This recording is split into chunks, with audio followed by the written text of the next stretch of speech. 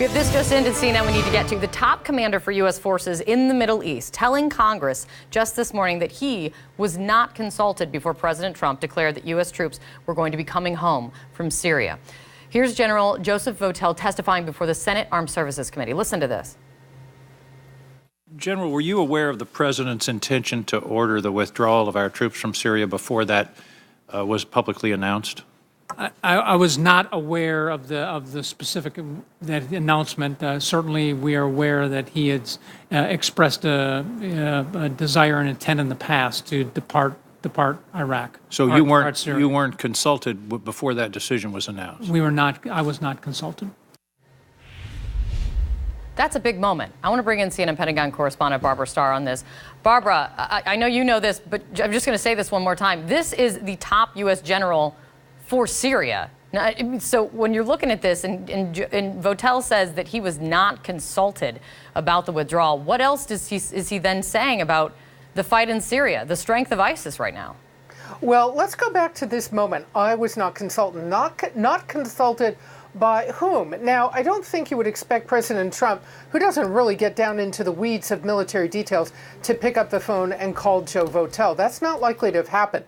But what this is really telling us, he was not consulted by Defense Secretary James Mattis, General Joe Dunford, the chairman of the Joint Chiefs, because that decision by the president also took them by surprise. It was a shock to the Pentagon. So this soundbite from General Votel tells us an awful lot about how surprised the military has been about this decision. And now, turning their attention forward, they are beginning the process of trying to withdraw troops from Syria in the face of what is a resurgent ISIS. And here is what General Votel had to say about all of that.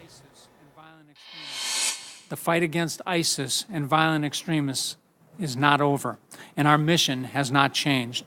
The coalition's hard-won battlefield gains can only be secured by maintaining a vigilant offensive against a now largely dispersed and disaggregated ISIS that retains leaders, fighters, facilitators, resources, and the profane ideology that fuels their efforts.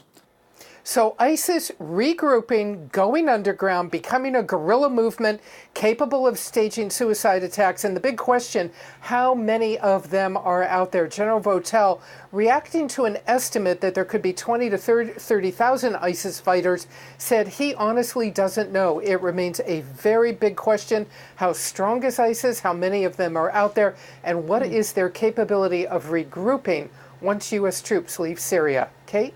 Yeah, it seems like the unknowns are only getting greater and growing when it comes to Syria and ISIS. But I also want to ask you, Barbara, what did Votel say about the possible drawdown of U.S. troops from Afghanistan? It's another country the president would like to get on the path towards having U.S. troops move out of. General Votel questioned very closely because these negotiations with the Taliban right now are not including the Afghan government, and that Afghan government needs to be part of it. Votel saying eventually it will be, and also saying that the U.S. is still going to have to provide military and possibly financial support to Afghanistan for many years to come. Kate? See how that translates when it comes when we hear more from the president on that very issue, and if we hear more about it tonight, especially. Great to see you, Barbara. Thank you so much.